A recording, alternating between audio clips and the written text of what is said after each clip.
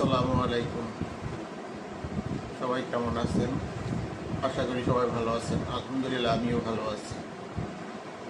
গতকাল আপনাদের কথা দিয়েছিলাম আমি প্রতিদিন বাংলাদেশের ঐতিহ্যবাহী এবং প্রচলিত এবং বিশ্বের যত পোশাকাদি আছে ইত্যাদির প্রতিদিন একটা করে আইটেম নিয়ে আপনাদেরকে ধারণা দিব, তার ইতিহাস, ঐতিহ্য এবং কিভাবে প্রচলন শুরু হইল ইত্যাদি নিয়ে আপনাদেরকে তথ্য দেওয়ার চেষ্টা করব।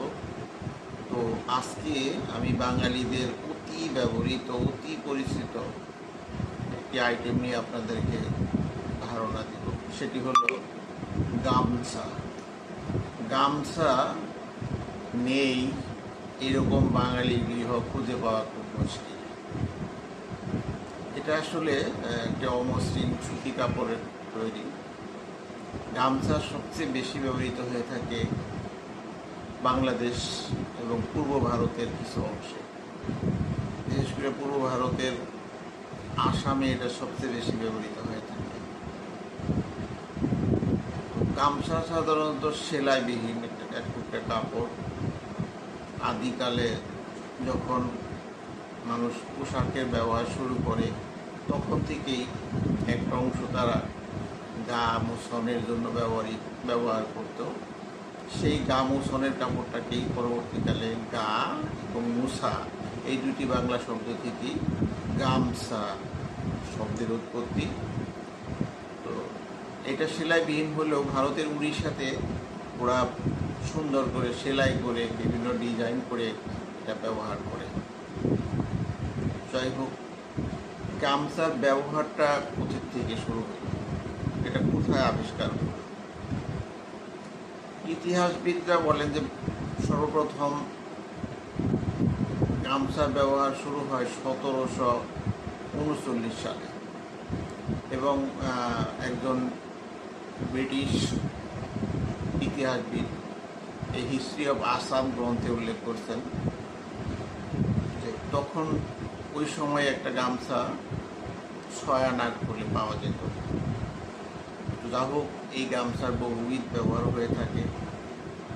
গামছা পোশাক হিসাবে প্রথমত ব্যবহৃত হয়ে আসতো। যেমন অনেকে এই গামছা পরিধান করে তার বড় একটা কাপড় পানিতে না ভিজিয়ে শুধু গামছা পরে গোসল করে এটা আবার শুকাইতে দিতেন, এটা সহজে শুকিয়ে যেত। আবার আমার দেশের কৃষকরা যে বিভিন্নভাবে ব্যবহার করে থাকে, যখন কৃষক যখন জমিতে কাজ করে তার জন্য খাবার নিয়ে যখন যায় তখন দেখা গেল খাবারটা তার গামলায় দিয়ে উপরে একটা ঢাকনা দিয়ে গামছা দিয়ে বেঁধে তার খেতে নিয়ে যায়। সেইটা আবার গামছার পুটলিটা খুলে তার খাবার খেয়ে নেয়।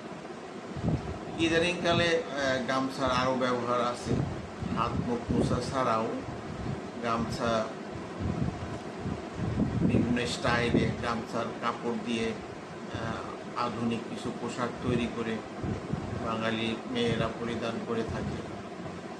গামছার ব্যবহার বিভিন্ন জায়গায় আছে। গামছার ব্যবহার আছে সঙ্গীতে, গামছার ব্যবহার আছে সাহিত্যে, গায়ে ওড়না হিসাবে ব্যবহার করে, মেয়েরা সাধারণত ওড়না হিসাবে ব্যবহার করে থাকে।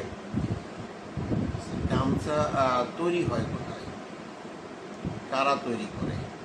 গামছা তৈরি করে সাধারণ কারিগররাই তৈরি করে এবং এটা সাধারণত তাঁতে বোনা হয় এবং কাপড়ের মূল উপাদান সুতি হয়ে থাকে। ইদানিংকালে অবশ্য মেশিনেও অনেক মানে টেক্সটাইল মেশিনেও গামছা তৈরি করা হয়, কিন্তু সেটা তেমন আরামদায়ক হয় না। আবার